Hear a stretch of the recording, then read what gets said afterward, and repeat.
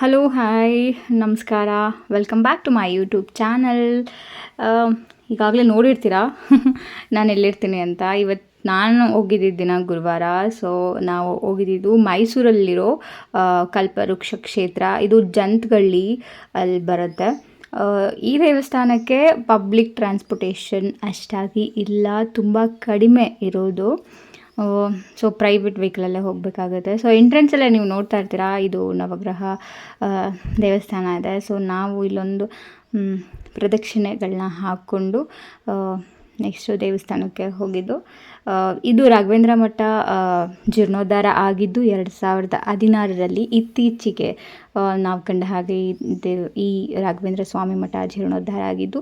ಒಳ್ಳೆ ಜಾಗ, ಸುತ್ತಮುತ್ತ ವಾತಾವರಣ ತುಂಬ ಚೆನ್ನಾಗಿದೆ, ಪ್ರಶಾಂತವಾಗಿದೆ.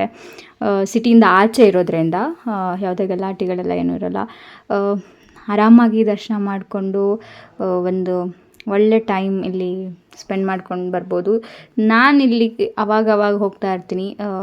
ಗುರುವಾರ ಫ್ರೀ ಇದ್ದಾಗ, ಅಮ್ಮನ ಮನೆಗೆ ಬಂದಾಗ ಹೋಗ್ತಾ ಇರ್ತೀನಿ. ಇಲ್ಲೇನು ನೋಡ್ತಾ ಇದ್ದೀರಾ, ಜೊತೆಗೆ ರಾಘವೇಂದ್ರ ಸ್ವಾಮಿ ಅಷ್ಟೇ ಅಲ್ಲ, ಶಿವ ಪಾರ್ವತಿ ಈ ಮೂರ್ತಿಗಳು ಸಹ ಇಲ್ಲಿದೆ.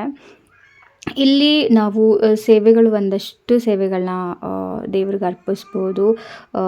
ಅಕ್ಕಿ, ಕಡಲೆ, ಬೆಲ್ಲ, ತುಪ್ಪದ ಆರತಿ, ಈ ಥರ ಎಲ್ಲ. ಅದನ್ನೆಲ್ಲ ಮನೆಯಿಂದನೇ ತೊಗೊಂಡು ಹೋಗಬೇಕು ಅಂತೇನಿಲ್ಲ, ಅದೆಲ್ಲ ಇಲ್ಲಿ ಸಿಗುತ್ತೆ. ಒಂದೊಂದಕ್ಕೆ ಇಷ್ಟಿಷ್ಟು ಅಮೌಂಟ್ ಅನ್ನೋದಿರುತ್ತೆ. ಸೊ ನಾವು ಅದನ್ನು ಅಲ್ಲೇ ಹಣ ಕೊಟ್ಟು ಅಲ್ಲೇ ತೊಗೊಂಡು ದೇವ್ರಿಗೆ ಅರ್ಪಿಸ್ಬೋದು. ಮತ್ತು ದೇವಸ್ಥಾನದ ಒಳಾಂಗಣ ಇದು ನೀವೇನು ನೋಡ್ತಿದ್ದೀರಾ. ಸುತ್ತ ರಾಯರ್ದು ಒಂದಷ್ಟು ಚಿತ್ರಗಳಿದೆ, ಚಿತ್ರಪಟಗಳು.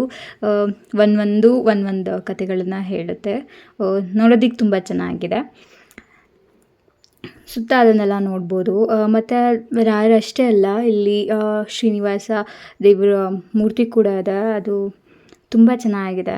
ಸಂಜೆ ಆಗ್ತಾ ತುಂಬ ಜನ ಬರ್ತಾರೆ. ನಾನು ಹೋಗಿದ್ದ ಟೈಮಲ್ಲಿ ಇವತ್ತು ಎಕ್ಸ್ಪೆಷಲಿ, ಯೂಶ್ವಲಿ ಜನ ಇರ್ತಿದ್ರು, ಇವತ್ತು ತುಂಬ ಕಡಿಮೆ ಇರ್ತಿದ್ರು. ಇವಾಗ ನೀವೇನು ನೋಡ್ತಿದ್ದೀರಾ, ಇದೆ ಶ್ರೀನಿವಾಸ ಮೂರ್ತಿ. ತುಂಬ ಚೆನ್ನಾಗಿದೆ ನೋಡೋಕ್ಕೆ. ಡೈರೆಕ್ಟಾಗಿ ನೋಡಿದ್ರೆ ಇನ್ನೂ ಚೆನ್ನಾಗಿ ಅನಿಸುತ್ತೆ. ಅಷ್ಟೇ ಅಲ್ಲ, ಇಲ್ಲಿ ಸಣ್ಣದಾಗಿ ಒಂದು ಶಾಪ್ ಥರ ಇದೆ. ಇಲ್ಲಿ ರಾಘವೇಂದ್ರ ಸ್ವಾಮಿ ಫೋಟೋ ಆ ಥರ ಅದರ ರಿಲೇಟೆಡ್ ಒಂದಷ್ಟು ವಸ್ತುಗಳು ಸಿಗುತ್ತೆ, ಬೇಕಾದ್ರೆ ತೊಗೋಬೋದು. ಆ್ಯಂಡ್ ಇಲ್ಲಿ ತೀರ್ಥನ ನಾವು ತೊಗೊಂಡು ಫಸ್ಟ್ ಫ್ಲೋರಿಗೆ ಹೋಗಿದ್ದು. ಇದು ಮೊದಲನೇ ಫ್ಲೋರ್. ಇಲ್ಲಿ ಹಾಲ್ ಥರ ಇದೆ. ಅಲ್ಲಿ ಒಂದು ಕೃಷ್ಣನ ಮೂರ್ತಿ ಇದೆ ಮಧ್ಯದಲ್ಲಿ. ಒಳಗಡೆ ಎಲ್ಲ ಹೋಗೋಕ್ಕೆ ಪರ್ಮಿಷನ್ ಇರ್ತಿತ್ತು, ಬಟ್ ನಾನು ಹೋಗಿದ್ದಿನ ಈ ಸಲನೇ ಫಸ್ಟ್ ಟೈಮ್ ಅದು ಲಾಕ್ ಆಗಿತ್ತು, ಹತ್ತಿರದಿಂದ ತೆಗಿಯೋಕ್ಕಾಗಲಿಲ್ಲ. ಇಲ್ಲಿ ಸಣ್ಣ ಪುಟ್ಟ ಫಂಕ್ಷನ್ಗಳಾಗುತ್ತೆ ಅಂತ ಅನ್ಕೋತೀನಿ, ಯಾಕೆಂದರೆ ಅದಕ್ಕೆ ಬೇಕಾಗಿರೋಂಥ ಒಂದಷ್ಟು ವಸ್ತುಗಳು, ಉಪಕರಣಗಳನ್ನು ನಾನು ಅಲ್ಲಿ ನೋಡಿದೆ. ಮತ್ತು ಎರಡನೇ ಫ್ಲೋರಲ್ಲಿ ಊಟದ ವ್ಯವಸ್ಥೆ ಇದೆ. ಯಾವ ಗುರುವಾರ ನಾನು ಬಂದಾಗಲೂ ಮತ್ತು ಯಾವುದೇ ಟೈಮಲ್ಲಿ ಬಂದ್ರೂ ಪ್ರಸಾದ ಮಾಡಿಕೊಂಡೇ ಬಂದಿದ್ದೀನಿ. ಇಲ್ಲಿ ಮುಂಚೆ ಇಷ್ಟೊಂದು ಇರಲಿಲ್ಲ ವ್ಯವಸ್ಥೆಗಳು. ಪ್ರತಿದಿನಕ್ಕೆ ಮಠ ಬೆಳೀತಾ ಇದೆ. ವ್ಯವಸ್ಥೆಗಳನ್ನು ಅಷ್ಟೇ ಅಚ್ಚುಕಟ್ಟಾಗಿ ಮಾಡ್ತಾ ಇದ್ದಾರೆ. ಇಲ್ಲಿ ಪ್ರಸಾದ ಎಷ್ಟು ಸಲ ಬೇಕಾದರೂ ನಾವೇ ಹೋಗಿ ಹಾಕಿಸ್ಕೊಂಡು ಊಟ ಮಾಡ್ಬೋದು.